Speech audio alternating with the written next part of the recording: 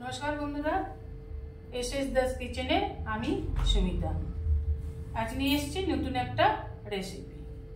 আজকের রেসিপি ফুলকপি কষা। একঘেয়েমি ফুলকপি খেতে যখন আর ভালো লাগবে না তখন বানিয়ে নিন ফুলকপি কষা। ফুলকপি কষা খেতে খুব ভালো লাগে, মাছ মাংসের স্বাদকেও কিন্তু হার মানায়। এইভাবে একবার করে খেয়ে দেখার অনুরোধ রইল। নিয়ে নিচ্ছি একটা বড় ফুলকপি।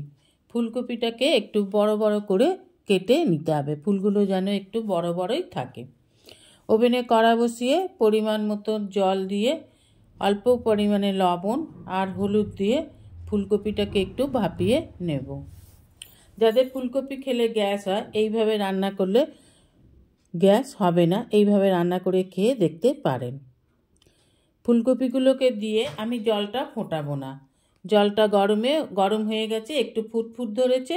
এই অবস্থায় আমি ফুলকপিগুলোকে দিয়ে দিলাম। ভালোভাবে একটু জলটার সাথে ফুলকপিটাকে নেড়ে চেড়ে মিশিয়ে দেব। দেখুন এইভাবে একটু গরম জলটার মধ্যে ফুলকপিটাকে মিশিয়ে দিলাম। দিয়ে এবার গ্যাসটাকে অফ করে দিয়ে দেব একটা ঢাকা 2-3 মিনিটের জন্য।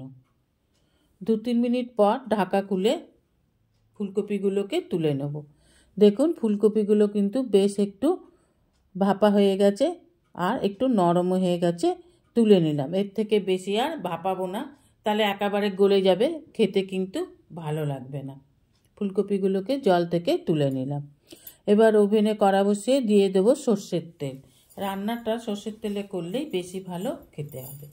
দিয়ে দিলাম শুকনো লঙ্কা, দিয়ে দিলাম তেজপাতা, একটু ছিঁড়ে তেজপাতা দিয়ে দিলাম 1 চামচের মতন একটু গোটা জিরে। এবার ফোড়নটাকে 1 সেকেন্ডের মতন একটু ভেজে নেব। যখন সুন্দর স্মেল ছেড়ে দেবে দিয়ে দেব রসুন কুচি দিয়েও একটু ভালোভাবে ভেজে নিতে হবে যতক্ষণ না রসুনের কাঁচা গন্ধটা চলে যাচ্ছে। রসুন ফোড়ন দিয়ে যে কোনো তরকারি রান্না করলে কিন্তু খেতে খুব ভালো হয় আর সুন্দর একটা স্মেল ছাড়ে। দিয়ে দিলাম পেঁয়াজ কুচি। এখানে আমি 2 বড় সাইজের পেঁয়াজ কুচি করে নিয়েছিলাম। দিয়ে দিলাম পরিমাণ মতন লবণ। এবার পেঁয়াজটাকে খুব ভালোভাবে ভেজে নেব। পেঁয়াজ আর রসুনের কাঁচা গন্ধ চলে গেলে দিয়ে দেব টমেটো কুচি। এখানে আমি পাকা 2 বড় সাইজের লাল টমেটো কেটে নিয়েছি। এবার টমেটোটাকেও একটু ভালোভাবে নেড়ে চেড়ে নিয়ে দিয়ে দেব 2-3 মিনিটের জন্য ঢাকা। 2-3 মিনিট পর ঢাকা খুলে দেখুন টমেটো অনেক নরম হয়ে গেছে। এবার দিয়ে দেব আদা রসুন কাঁচা লঙ্কার পেস্ট। এবার দিয়ে দেব 1 টিস্পুন জিরে গুঁড়ো আর দিয়ে দেব 1 টিস্পুন ধনে গুঁড়ো। দিয়ে দেব কাশ্মীরি লাল লঙ্কার গুঁড়ো, তাহলে দেখতে খুব ভালো হবে, একটু লাল লাল হবে।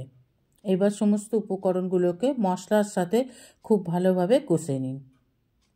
যত কষবেন তত কিন্তু তরকারি খেতে ভালো হয়।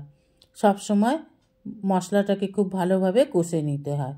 যতক্ষণ না মশলা দিয়ে তেল ছেড়ে যাবে ততক্ষণ পর্যন্ত কষতে হয়। দেখুন আমার মশলা দিয়ে তেল ছেড়ে গেছে। এবার দিয়ে দেবো ভাপিয়ে রাখা কপিগুলোকে।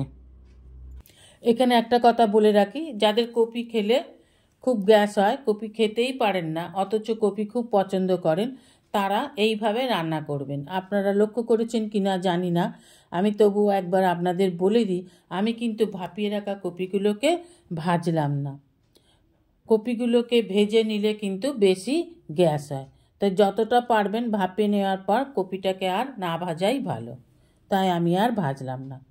সমস্ত উপকরণগুলোকে কপির সাথে মিশিয়ে দিয়ে ভালোভাবে নেড়েচেড়ে দিয়ে দিলাম 1 টিস্পুন চিনি আর দিয়ে দেব বড় চামচের 1 চামচ ঘি।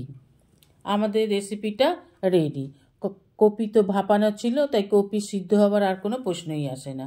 দিয়ে দেব 1 টিস্পুন গরম মশলার গুঁড়ো। এবার সমস্ত উপকরণগুলোকে খুব ভালোভাবে মিশিয়ে নিয়ে আর একটু কষে নেব। দেখুন আমার কষানো হয়ে গেছে। এবার আমি নামিয়ে নেব। এবার গরম গরম ভাত, রুটি, পরোটা, লুচির সাথে পরিবেশন করুন। লুচির সাথে খেতে কিন্তু বেশি ভালো লাগে।